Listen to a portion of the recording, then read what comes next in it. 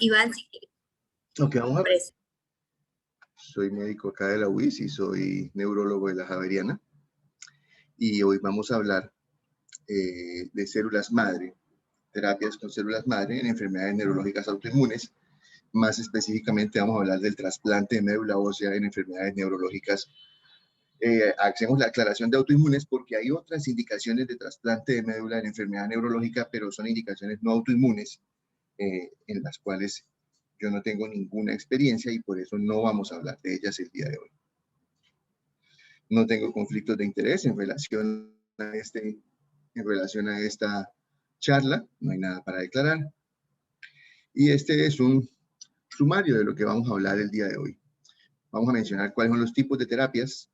Vamos a hablar sobre el trasplante autólogo de precursores hematopoyéticos, cuál es la evidencia en neurología. Vamos a mirar un par de casos clínicos en miastenia gravis y esclerosis múltiple, que es la experiencia específica con la que le cuento. Vamos a hablar un poco sobre los mecanismos de acción y vamos a hablar sobre algunas de las dificultades que hay en la actualidad para acceder a estas terapias. Como les mencionaba, las terapias celulares en neurología principalmente, en la actualidad se dividen en tres tipos. Las terapias que buscan la remielinización del sistema nervioso central, o sea, la reparación del daño, estas están basadas en células precursoras de oligodendrocitos y células madre pluripotenciales inducidas, o sea, inducidas hacia una línea de oligodendrocito. Las terapias celulares endógenas con células mesenquimales extraídas del cuerpo del paciente. Y finalmente, las terapias de ablación y reconstitución, que específicamente viene a ser el trasplante autólogo de médula ósea, en la cual el proceso del trasplante incluye la ablación del sistema inmune defectuoso y la reconstitución por un sistema inmune nuevo, originado en las células madre del paciente. Por esto son trasplantes autólogos. ¿Y cuál es entonces el fundamento del trasplante autólogo de precursores hematopoyéticos?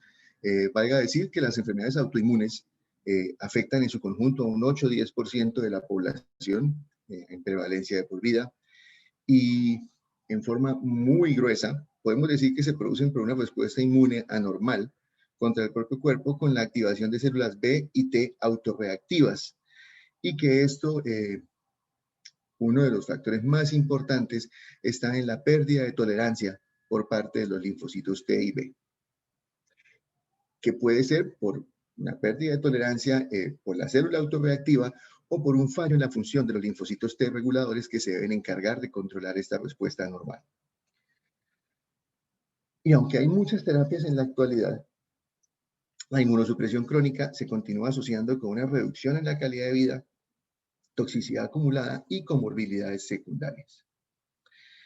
De esta manera, con la expectativa de una curación completa y con la expectativa de que aparezcan tratamientos con menores efectos residuales, se ha continuado cada día más la búsqueda de nuevos enfoques terapéuticos.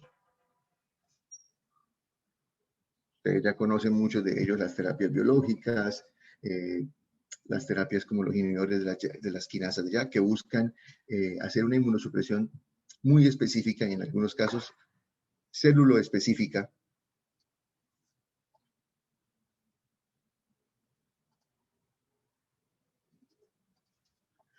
En algunos casos célulo-específica y que permita evitar los efectos secundarios.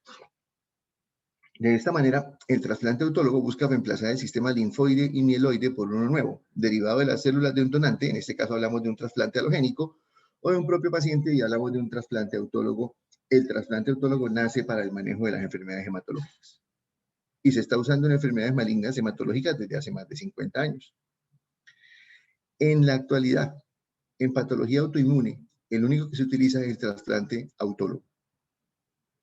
No se están haciendo trasplantes halogénicos, aunque en alguna época fueron utilizados. Y consideramos que este es un campo en experimentación, es un campo claramente experimental. La terapia ablativa y el trasplante autólogo están en continua evaluación, están en continua expansión.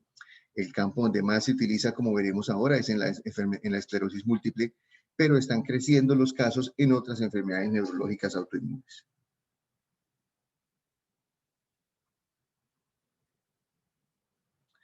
¿Qué evidencia tenemos? ¿Qué evidencia hay de la utilidad de estos trasplantes?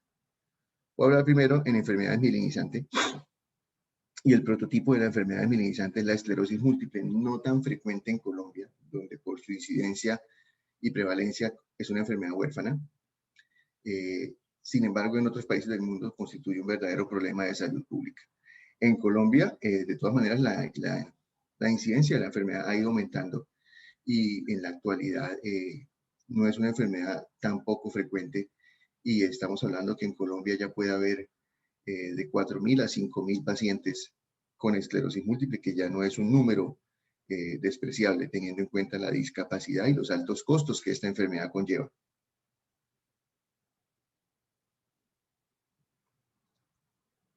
Ha habido ya experiencia abundante.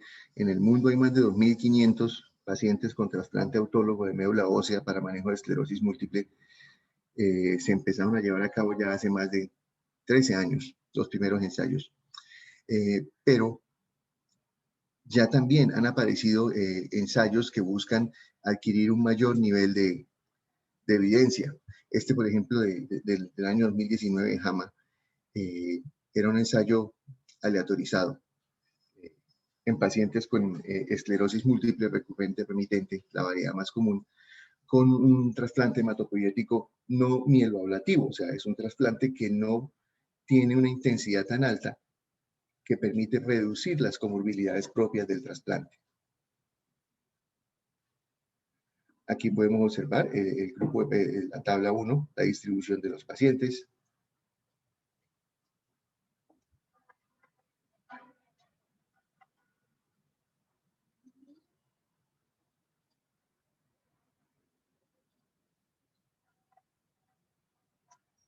Discúlpenme. La distribución de los pacientes, podemos ver que fueron grupos muy similares. En ambos grupos hay más mujeres que hombres porque la esclerosis múltiple es más frecuente en mujeres que hombres, pero digamos que los grupos fueron muy similares y básicamente ¿qué se hacía? Eran pacientes a los cuales se aleatorizaban a recibir un tratamiento, el que su médico escogiera, o ofrecerles la oportunidad de hacer un trasplante de médula. La importancia de los resultados podemos verla en estas tablas, en un seguimiento a 5 años. Podemos ver la gran diferencia que hay entre los pacientes que se sometieron a trasplante de médula y los pacientes que continuaron con alguna terapia de las que ya están establecidas. Asimismo, en la tabla de la derecha vemos el tiempo hasta la primera recaída después de haber sido sometidos al tratamiento. Podemos observar también que hay una gran diferencia. La diferencia es completamente significativa.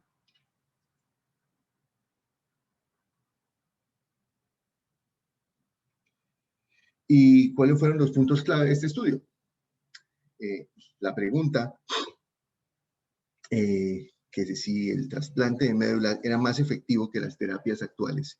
Ellos descubrieron que el trasplante de médula, demuestran al menos en esta evidencia que a pesar de todo pues, es pequeña en número, que tenía una diferencia significativa con respecto a la progresión de la enfermedad y con respecto a las nuevas recaídas. Y en este estudio preliminar, el trasplante fue más efectivo que las terapias actuales modificadoras de la enfermedad, lo que motiva la apariencia de nuevos estudios.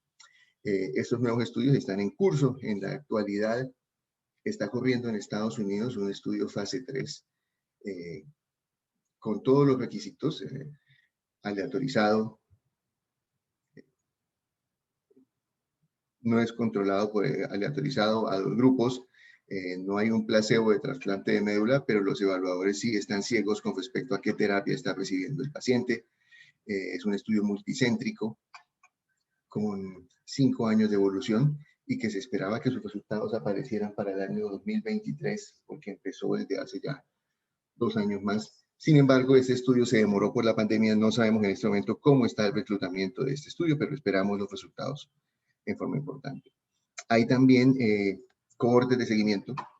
hay una cohorte de seguimiento donde se han recogido los pacientes que se llevaron a trasplante de médula en diferentes sitios.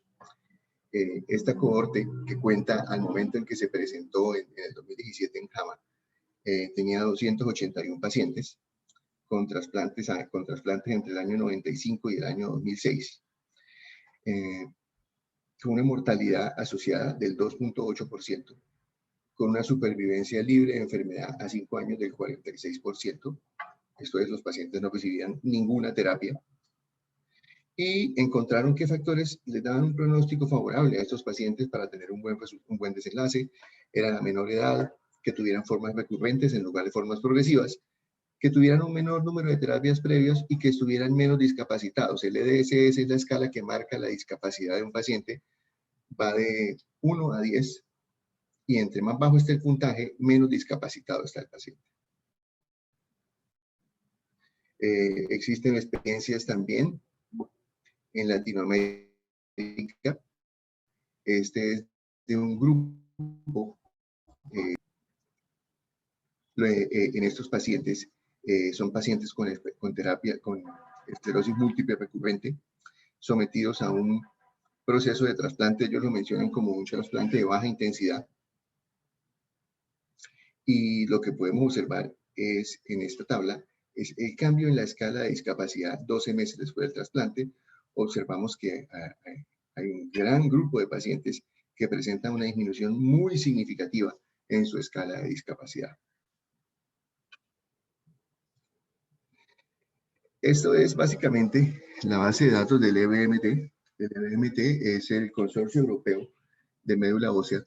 Ellos recogen los datos de trasplantes de toda Europa y de los centros de trasplante que quieran afiliarse a diferentes partes del mundo. Los pacientes, podemos ver, yo me tomé el trabajo de resaltar los trasplantes con esclerosis múltiple a octubre del 2018, 1.285.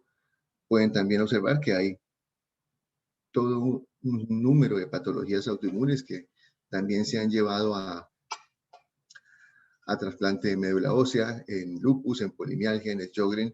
El trasplante fue muy utilizado hasta hace aproximadamente unos 10 años. Sin embargo, con la aparición de terapias biológicas en estas patologías, se han decantado más hacia las terapias biológicas y el trasplante se ha abandonado. En esclerosis sistémica, sin embargo, sigue siendo indicación 1A, una vez se diagnostica al paciente, realizar trasplante de médula ósea. En otras enfermedades neurológicas se ha hecho también en polineuropatías autoinmunes crónicas, en neuromielitis óptica y en miastenia gravis. Hay 8 pacientes a la fecha. De esos 8 pacientes, el grupo de la Foscal, donde yo trabajo, ha contribuido con 2. Nosotros estamos en el registro. Este es un dato, el NEDA es un dato muy neurológico. Voy a explicarlo simplemente. NEDA es No Evidence of Disease Activity. Es un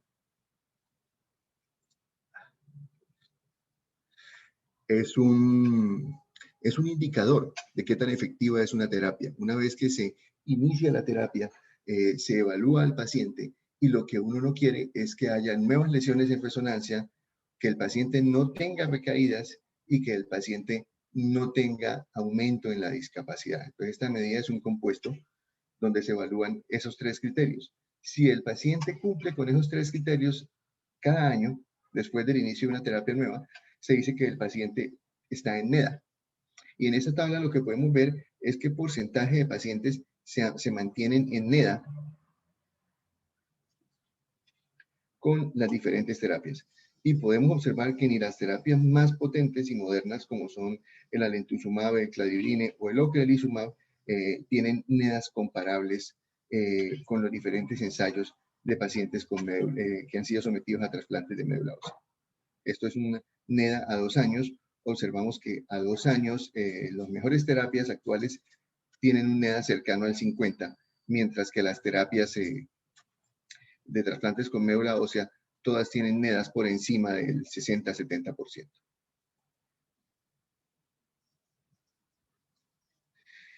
Este es el punto que inicialmente era muy controversial y negativo en el trasplante de médula, y era la mortalidad relacionada con el trasplante.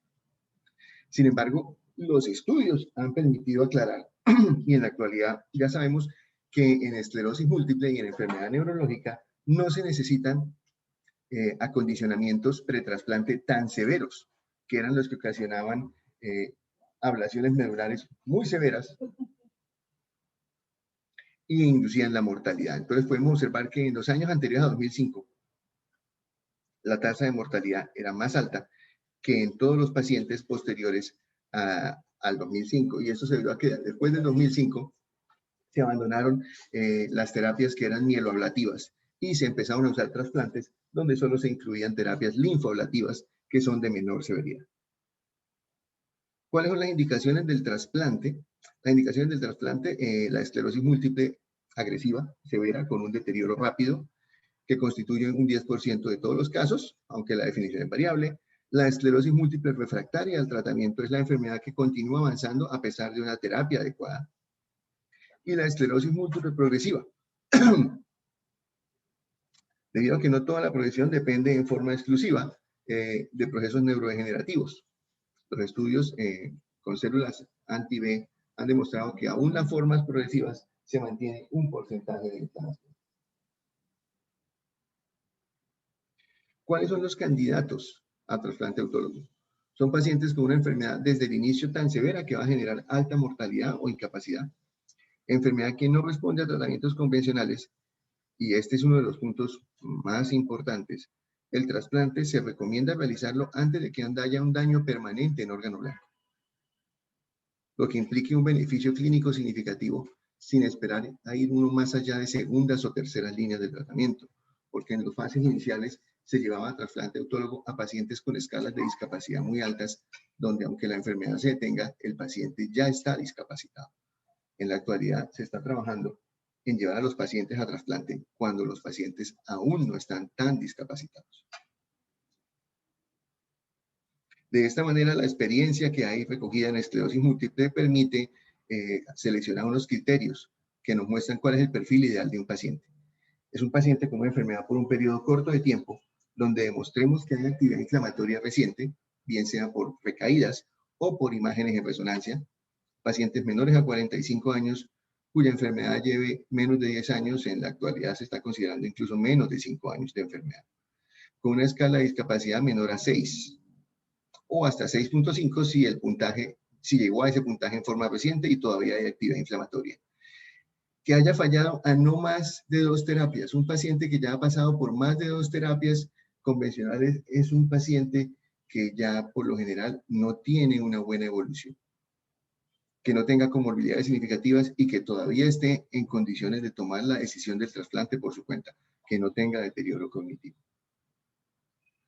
Y la otra patología en la cual me voy a referir, pues es la miastenia gravis. En miastenia gravis, después de todo lo que vimos en esclerosis, pues todo eso que les menciono son datos de más de 2.000 pacientes. En miastenia gravis ustedes pueden ver que había 8 pacientes, entonces en miastenia gravis tengo esta evidencia. Trasplante hematopoyético, un reporte de mayo del 2009. Recientemente apareció un reporte en JAMA Neurology de 8 pacientes que fueron llevados a trasplante para miastenia gravis. También es un reporte exitoso, pero es una comunicación previa, no pude todavía incluirla. Pero pues básicamente en miastenia gravis no hay experiencia, se está construyendo la experiencia. Y pues vamos a mencionar unos casos clínicos. La idea, lo interesante de esta charla es que esta es una terapia que se está llevando a cabo, la estamos haciendo acá en Bucaramanga. Estos son los dos pacientes que quiero presentarles con esclerosis múltiple. La primera es una paciente de 25 años, mujer, que debutó con un cuadro de ataxia severa, confusión y ceguera bilateral. Se le hizo un diagnóstico inicial de una ADEM, una encefalomelitis diseminada aguda por las imágenes de resonancia. Se llevó a remisión con terapia combinada con plasmaféresis y esteroides. Sin embargo, cada vez que se suprimían los esteroides, la paciente hacía una nueva crisis. Se intentaron terapias inmunosupresoras. Hubo varios fallos terapéuticos. Todas las terapias requerían el uso de prednisona concomitante y todas las crisis requerían plasmaféresis para controlar los síntomas. Se decidió probar en esta paciente, fue la primera paciente que decidimos llevar a trasplante autólogo en enfermedades meninizantes. Se decidió probar el trasplante autólogo por los efectos secundarios. La paciente llevaba ya más de 2 años con prednisona a dosis plena, había desarrollado catarata bilateral y había tenido una fractura vertebral por una osteoporosis inducida por esteroides. Entonces, en esta paciente se decide hacer una junta médica en conjunto con el grupo de hematología, que era el grupo que nos colaboraba con la plasmaféresis, y decidimos llevarla a trasplante autólogo. En la otra paciente es una paciente de 33 años, mujer. Esta paciente sí tiene un cuadro típico de esclerosis múltiple, muy agresiva, con alta carga lesional desde el inicio de la enfermedad y discapacidad progresiva severa, con nuevas lesiones a pesar de tratamientos de primera línea, quien en los últimos 6 meses antes del trasplante autólogo acumuló 3.5 y pasó de tener 3 puntos a 6.5 en la escala. 6.5 en la escala es una paciente que requiere caminador para desplazarse cualquier distancia. Es una paciente que está severamente discapacitada y que para desplazarse fuera de su casa debe ir en silla de ruedas. En esta paciente se le inició natalizumab, que es una terapia, un biológico antiintegrina, con una alta actividad contra la enfermedad, pero 6 meses después presenta una nueva crisis, se documentan nuevas lesiones que realzan con gadolinio, o sea, lesiones activas, y se encontró que la paciente ya no pudo caminar más porque presentó una monoparesia severa, casi plejía de su pierna izquierda por una de estas lesiones. Esta es la primera paciente. Ustedes pueden observar las lesiones, todas estas lesiones blancas que ustedes ven en las resonancias son lesiones activas que captan con gadolinio. Esto fue al momento de la primera crisis de la paciente. Esto fue en una de las crisis posteriores. Observamos que hay nuevas lesiones, pero también ya observamos las cicatrices que han dejado las primeras recaídas de la paciente. Es una enfermedad, como ustedes pueden ver, muy severa. Y esta es la paciente un año después de haber sido sometida al trasplante autólogo. Ustedes pueden observar las cicatrices que dejaron las lesiones, pero pueden observar que hay cero actividad inflamatoria en la resonancia que se hizo de control un año después del trasplante autólogo. Esta es la segunda paciente. Esta es la paciente al momento del diagnóstico con múltiples lesiones en resonancia. Son las 3 de arriba, lesiones muy extensas en la médula. Y al momento en que se decide el trasplante, aparece en la imagen de abajo a la izquierda, ustedes pueden ver una lesión que realza con el gadolinio y que condujo a que la paciente presentara una plejía de la pierna izquierda. En este momento se decide llevar a esta paciente a trasplante. Y voy a mencionarles también el caso clínico de un paciente de 56 años en el cual fue llevado a trasplante autólogo de médula ósea con un diagnóstico de miastenia gravis. Este paciente debutó en el año 2008 con un cuadro de disfonía, cambios en el tono de voz, claudicación mandibular, disfagia que progresó hasta una afagia completa, disartria y disnea. Todos los exámenes para descartar otras patologías fueron normales. Se le hizo un diagnóstico por un test de estimulación repetitiva positivo. Al paciente se le hicieron anticuerpos antirreceptor de acetilcolina, los cuales fueron positivos, y se le hizo un anticuerpo antiquinasa muscular que fue negativo. Se confirmó un diagnóstico de miastenia gravis cero positivo. Se le inició tratamiento de primera línea con inmunoglobulina para su crisis, fue llevado a timectomía en octubre del 2008 y se continuó manejo con prednisona, piridostigmina. Se inició azatioprina como terapia ahorradora de esteroides. En 2009, debido al fallo de la primera y segunda línea, al paciente se le inició ciclosporina, pero tuvo que ser suspendida 4 meses después porque el paciente presentó una elevación notoria de creatinina con falla renal. Como cuarta línea, se le inició terapia con micofenolato hasta 1,5 gramos, la cual se mantuvo por aproximadamente un año. Sin embargo, el paciente no tenía mejoría de su enfermedad con estas líneas de tratamiento. Continuaba con múltiples recaídas y en esta ocasión no mejoró con inmunoglobulina, por lo cual tuvimos que pasarlo a plasmaféresis en octubre del 2010. Durante un año el paciente, de 2010 a 2011, el paciente debe ser llevado a 4 sesiones de plasmaféresis por nuevas crisis. Como una última línea, se decide llevar a rituximab. Se aplican 4 dosis de rituximab sin respuesta en octubre del 2011. Y finalmente el paciente, hacia final del 2011-2012, es un paciente que requiere plasmaféresis mensual y recibe prednisona y micofenolato para mantener una funcionalidad, a pesar de lo cual el paciente persiste con diplopía y está bastante discapacitado. Esto rápidamente es como para ubicarnos, es como el algoritmo de tratamiento en los pacientes con miastenia gravis actualmente. Una vez que tenemos el diagnóstico, dividimos a los pacientes en 2 grupos, los pacientes que tienen anticuerpos antirreceptor positivos o los pacientes que tienen anticuerpos antirreceptor negativos. Nos vamos por el lado del grupo de los pacientes con antirreceptor positivos. Podemos iniciar terapia con inhibidores de acetilcolinesterasa en los casos más leves, o podemos iniciar terapia con inmunosupresión. Si la respuesta es negativa, con el inhibidor de colinesterasa podemos asociar esteroides. Si esa respuesta es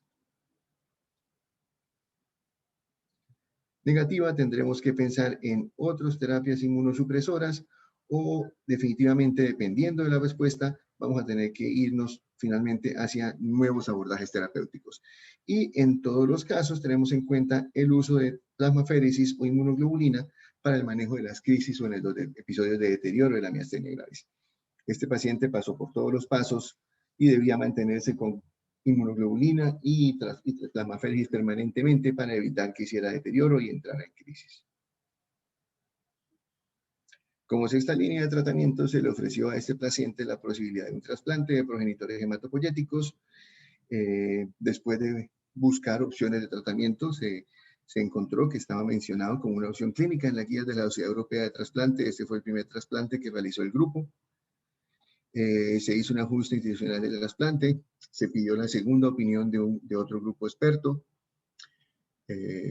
Valga la pena mencionar que la segunda opinión que solicitamos en Bogotá fue negativa. Entonces decidimos comunicarnos directamente con la doctora Dominique Farch, que es la responsable de trasplante en enfermedad autoinmune del consorcio europeo. Ella muy amablemente nos dio una respuesta positiva, incluso nos ayudó en todo el protocolo y en la selección. Con base en esta respuesta positiva y en la asesoría de este grupo, se decidió llevar al paciente a trasplante. Y pues se le hizo el protocolo de trasplante, se hizo la movilización de progenitores hematopoyéticos, que se hace con este protocolo de ciclofosfamida, más factores estimulantes de colonias. Luego se hace la recolección de células precursoras. Y posteriormente se hace condicionamiento. El condicionamiento es la terapia ablativa, con la cual se busca eliminar las células inmunes autorreactivas y defectuosas. El condicionamiento se hace con ciclofosfamida a dosis altas. Pueden ver ustedes las dosis que se utilizan durante los días -5, -4, -3 y -2. En el día -3, -2 y -1, específicamente en miastenia, se utiliza inmunoglobulina antitimocito para eliminar células T, que tienen gran intervención en la fisiopatología de la miastenia gravis. Y finalmente, el día 0 se hace la infusión de los progenitores hematopoyéticos. Eso se hizo en julio de 2012, fue nuestro primer paciente de trasplante en la unidad de hematología en Foscal. Como todos los pacientes, el paciente tiene que ser llevado a una unidad estéril, en aislamiento, reciben profilaxis bacteriana para hongos, virus, reciben todo el soporte transfusional que sea necesario hasta que el injerto prenda, por así decirlo. Y se le hace el seguimiento, se hace seguimiento diario de todas las líneas sanguíneas. El paciente hizo un injerto mieloide el día 10, injerto plaquetario el día 8, su última transfusión de plaqueta fue el 25 de julio y se le dio el alta hospitalaria el día 26. Como complicación, después de haber tenido el egreso, aproximadamente unos 15 días después del egreso, el paciente presentó un rash cutáneo generalizado y documentamos una reactivación de citomegalovirus Dentro de los exámenes preliminares, el paciente tenía una IgG positiva alta para citomegalovirus, era una de las complicaciones que se podían esperar. El paciente respondió favorablemente a la terapia con ganciclovir y la enfermedad por citomegalovirus fue controlada completamente. Este paciente en la actualidad ya completa 9 años posteriores a su trasplante. Hace más de 9 años el paciente está en remisión de la enfermedad, no recibe ninguna medicación. Lo mismo que las 2 pacientes de esclerosis, con ellas llevamos un seguimiento de 7 años con una paciente y de 4 años con la otra paciente. Ninguna de las pacientes en la actualidad reciben terapia. Si bien la segunda paciente no tuvo mejoría, no recuperó la marcha, esta paciente no volvió a presentar más recaídas ni nuevas lesiones. Vamos ahora a hablar sobre el trasplante en sí. Vamos a explicar un poquito cómo se realiza el trasplante y en qué consiste. El trasplante tiene 4 fases. La primera fase es la movilización, la segunda fase es la recolección, la tercera fase es el acondicionamiento y la cuarta fase es el trasplante.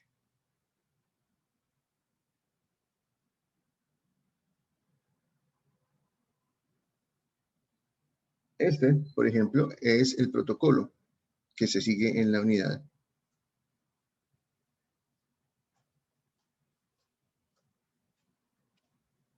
En los pacientes con esclerosis múltiple.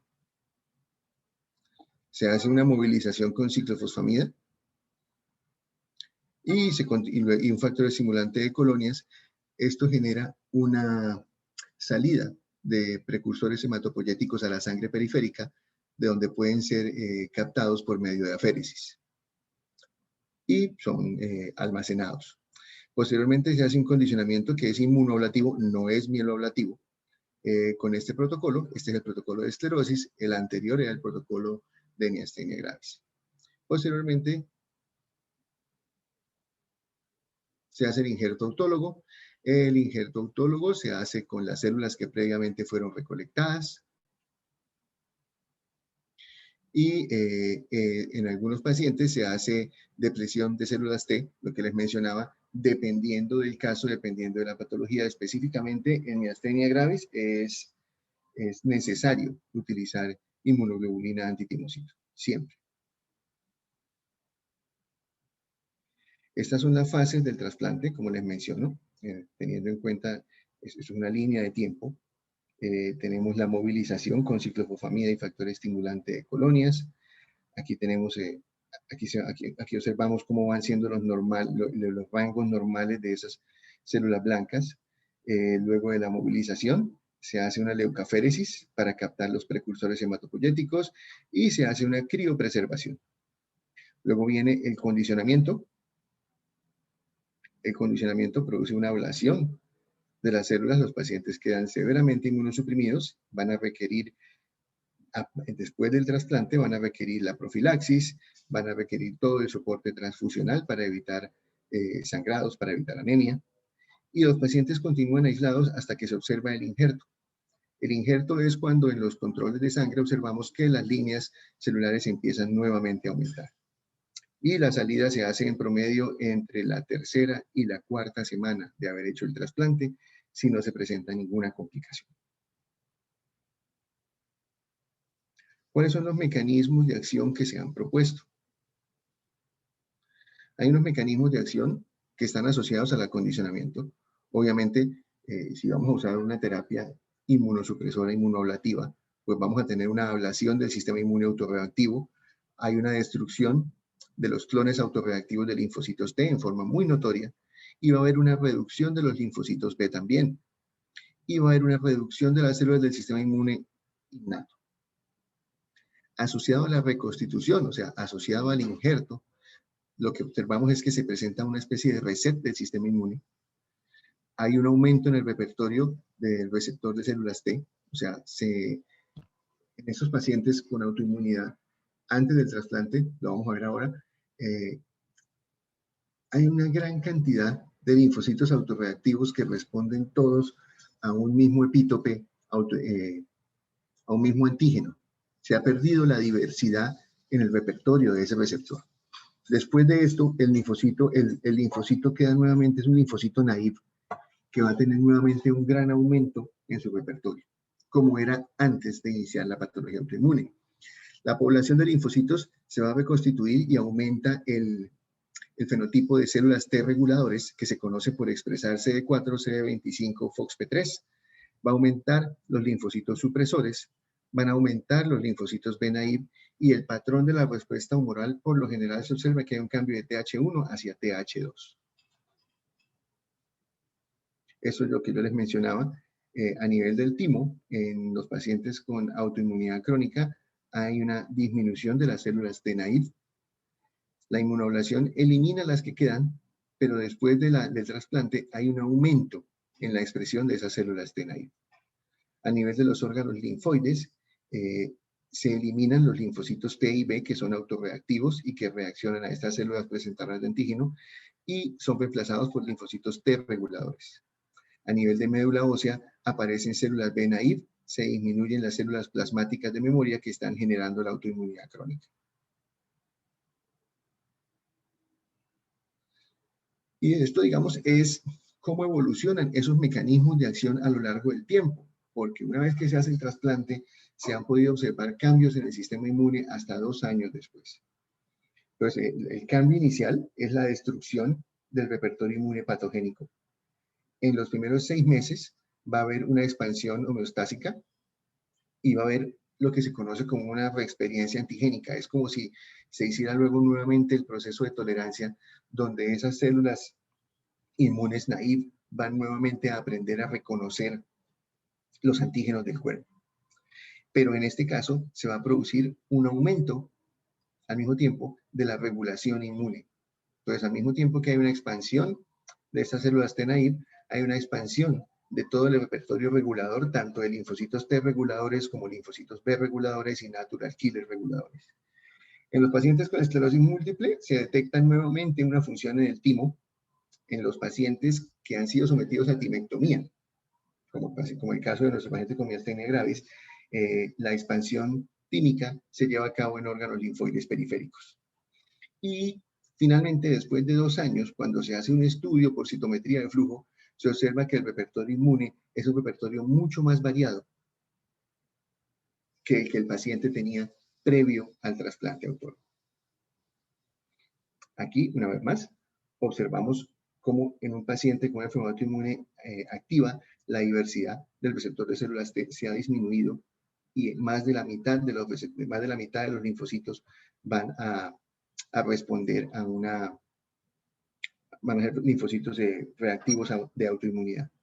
Una vez que se hace el trasplante, vamos a observar que con el tiempo aumentan los linfocitos T reguladores, pero que hay una gran expansión en la diversidad del receptor de linfocitos T. Y finalmente observamos que hay un cambio en la respuesta inmune humoral. Cuando medimos cuáles son las principales citoquinas en la sangre de estos pacientes antes del trasplante y después del trasplante, observamos que hay un gran cambio en la expresión de mediadores solubles hacia un patrón de antiinflamación.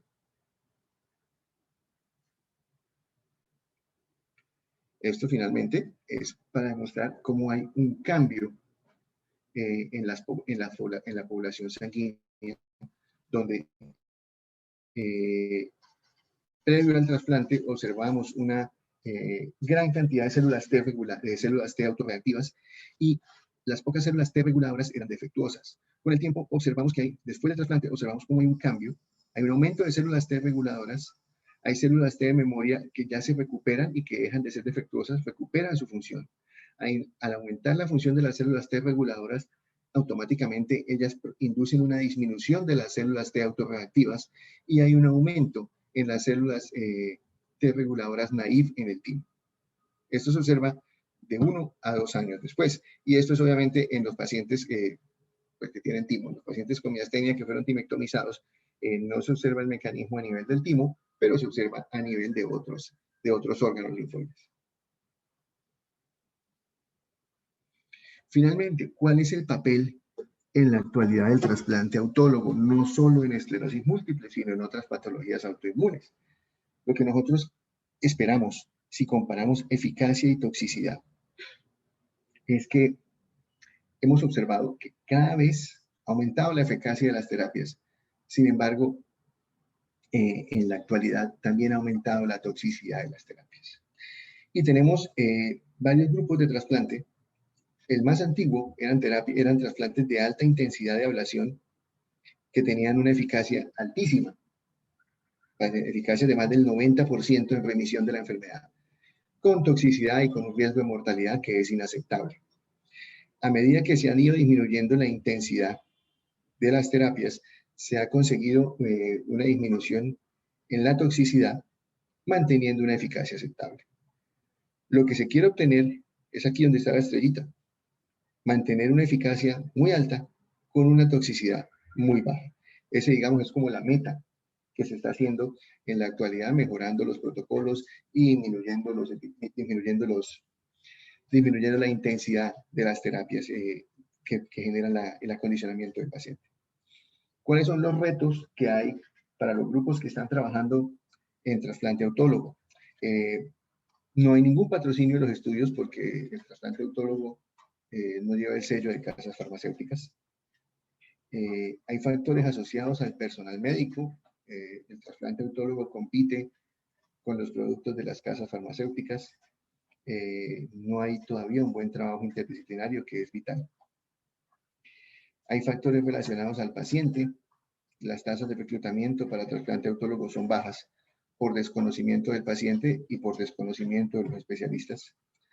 Los estudios ideales son muy difíciles de hacer porque es imposible hacer un doble ciego en un trasplante autólogo de médula ósea. Y pues hay terapias nuevas para esclerosis múltiple cada día. No se puede negar que hay cada día mejores terapias. Sin embargo, consideramos que el trasplante autólogo, al ser una terapia curativa, continúa teniendo un papel muy importante frente a estas terapias. Esta imagen es una imagen escaneada del Congreso Europeo de Esclerosis Múltiple de Estocolmo, el último que se hizo antes de la pandemia. Y el doctor Giovannoni, que es uno de los expertos a nivel mundial en esclerosis, hacía una presentación del panorama global de la esclerosis múltiple y él consideraba que se requería que el trasplante autólogo fuera una terapia de primera línea. Él mencionaba que ya estábamos en el punto en que el trasplante autólogo tenía que ofrecerse a los pacientes como primera línea. Él tiende a ser muy invasivo en sus manejos, pero es una autoridad mundial y él fue uno de los primeros en proponer que se incluyera el trasplante autólogo como una opción de primera línea junto con las terapias biológicas, al mismo nivel de las terapias biológicas. Esto es, digamos, como lo más actual, el panorama más actual que hay con respecto a esclerosis. En esta foto son los 3 pacientes que hemos trasplantado. Después de esta foto trasplantamos otro paciente de miastenia gravis, pero pues no pude localizarla para que saliera en la foto. Las dos mujeres son pacientes de esclerosis.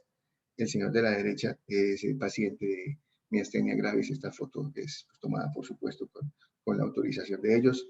Él es uno de los médicos hospitalarios de la unidad y la doctora Claudia Sosa, que es la jefe de hematología y con la que hemos trabajado en colaboración en todos estos casos. También quiero agradecerle a todo el grupo de hematólogos de Foscal, que siempre he contado con ellos para la colaboración en el manejo de estos pacientes. Y pues quiero darle las gracias al Departamento de Medicina Interna por permitirme presentar esta charla. Creo que tenemos